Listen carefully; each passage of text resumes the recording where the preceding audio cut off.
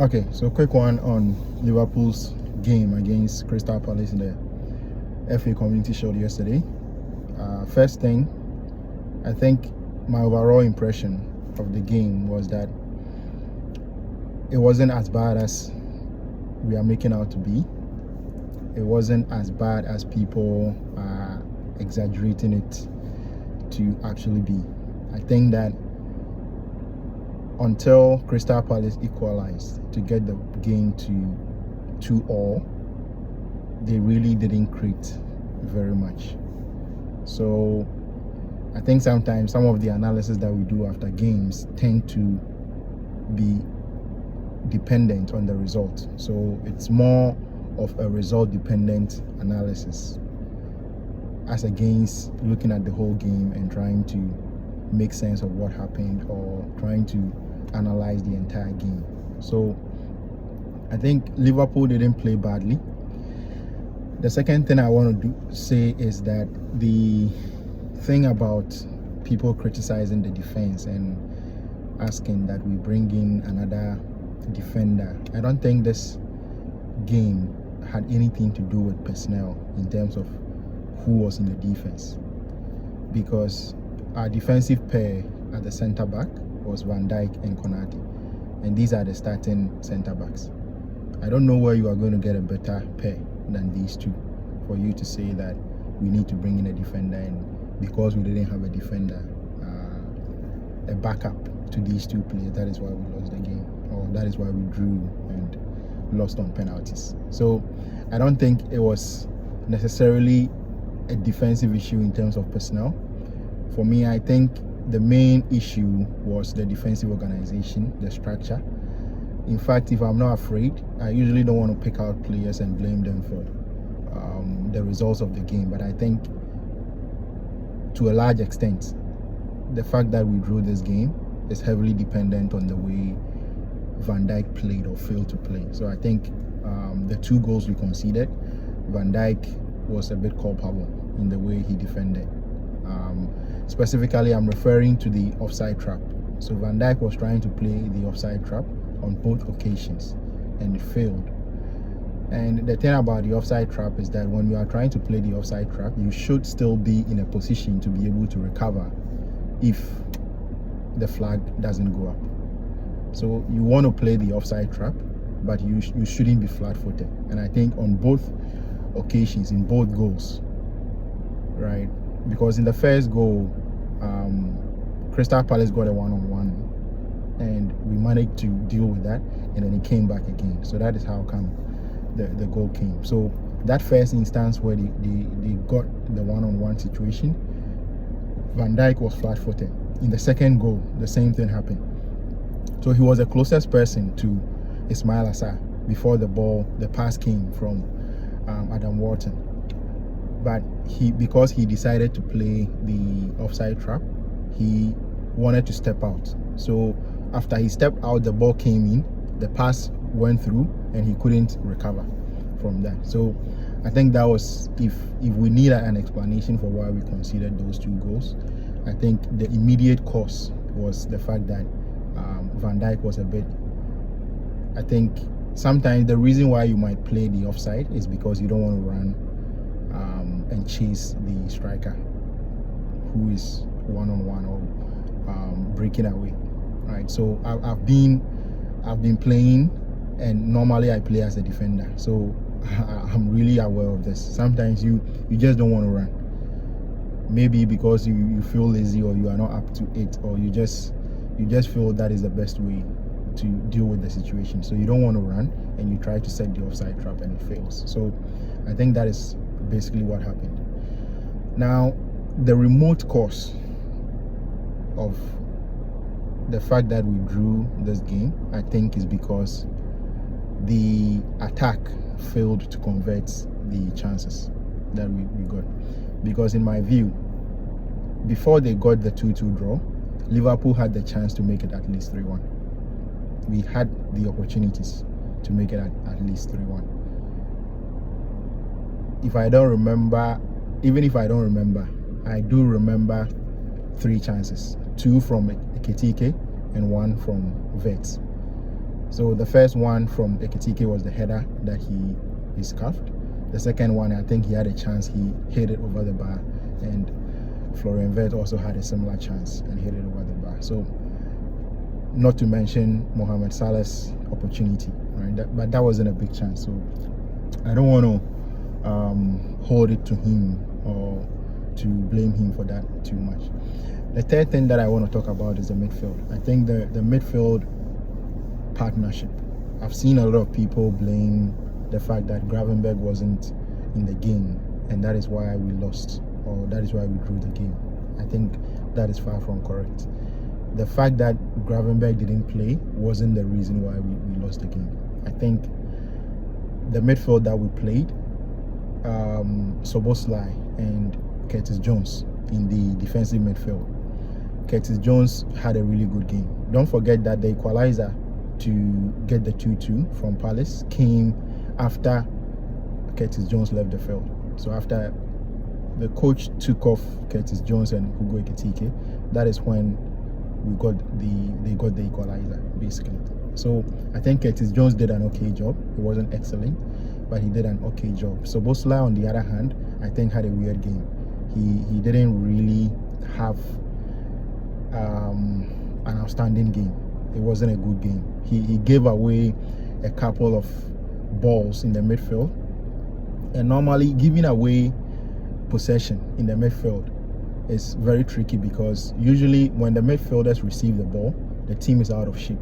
The rest defense is quite poor, because players are anticipating that the pass is going to go through and people are ready to run and join the attack.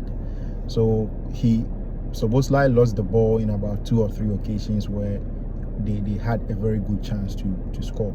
Palace, they had a counter attack because they were wide open. So I think that was one of the reasons. So the midfield makeup wasn't something that I expect that we'll go into the season with, right? So in terms of trying to project and say something about what this result means for the entire season, I don't think we'll see this midfield too a lot in the upcoming season.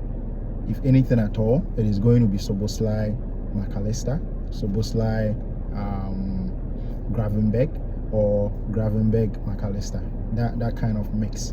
I think Curtis Jones might be playing mostly as a sub, coming in to control the game, help us to keep the ball, kill the game off when we are already leading and stuff like that. So we won't see this midfield a lot, and so I don't expect that the problems that we encountered in this game would persist throughout the season. The other thing is that the attack, because they couldn't kill off the game, it gave Crystal Palace a lot of encouragement. So they had the idea that they could come back into the game. Oliver Glasner is a good coach. He made a few tweaks to his system, and we couldn't react in time. That is why they got the equalizer. So sometimes the game is a very simple game.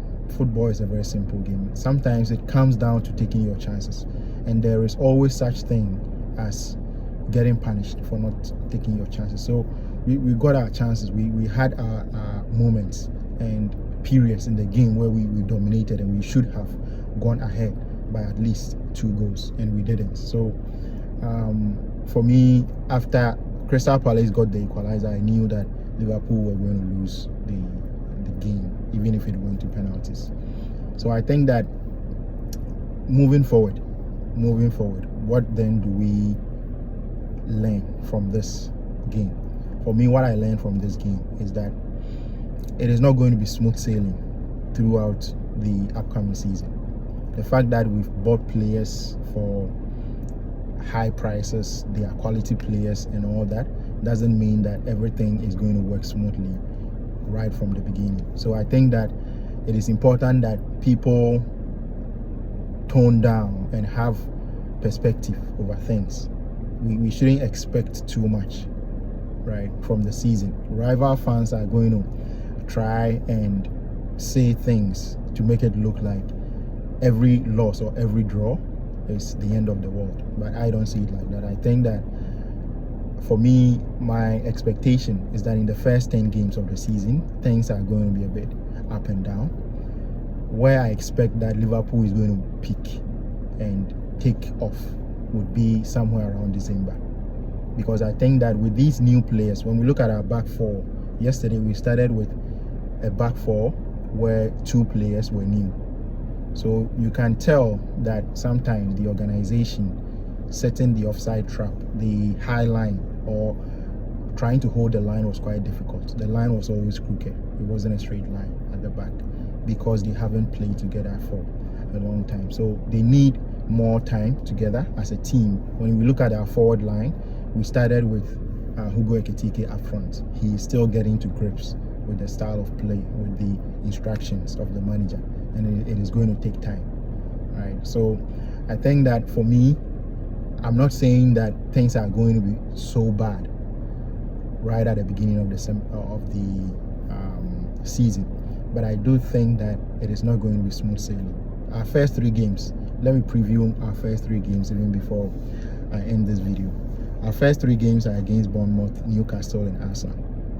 Now, in these first 3 games, I think after the Arsenal game, we go on international break. So normally, at the beginning of the season, I look at the games. I assess the performance of the team after every international break. So I'll look at the first 3 first. I'm not going to sit here and give my prediction about who is going to win the league and all those nonsense before the beginning of the season. I think that is a fool's errand to try and predict the season even before we start. For me, 10 games into the season, yes, I can give a prediction. Now, the first 3 games, I think my expectation is that Liverpool win the first 2. And in the last 2 games, we get a draw. That would be the perfect world, the ideal world. I don't think we get 9 points from those first 3 games. I would be very surprised if we do get 9 points from the first 3 games.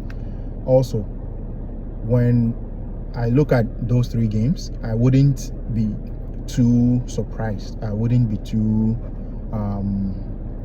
concerned if we end up drawing 2 and winning 1, or even drawing 1, losing 1, and winning 1. So 4 points out of possible 9 in the first 3 games is something that I wouldn't be so surprised to see. The only thing that I ask is that as the season goes on, the team improves on their performance, irrespective of whether we get in new players or not. I think that there has to be an indication of improvement. The last thing that I will say before I end this video is about the penalty shootout. Now, this is the second time Liverpool has been in a penalty shootout under Arne Slot as a coach. And I must say that I'm not happy. I'm very, very concerned about the way the penalty shootouts have gone in those 2 occasions, against PSG in the Champions League and against Crystal Palace in this game. My concern is basically about the confidence with which the body language that I see from the players. I think is very bad. From the PSG game, it was very bad. The body language, even before a player walks up to the game, a Liverpool player walks up to the ball to try and take the penalty, you know there's a high chance, there's almost a 70% chance he's going to miss it.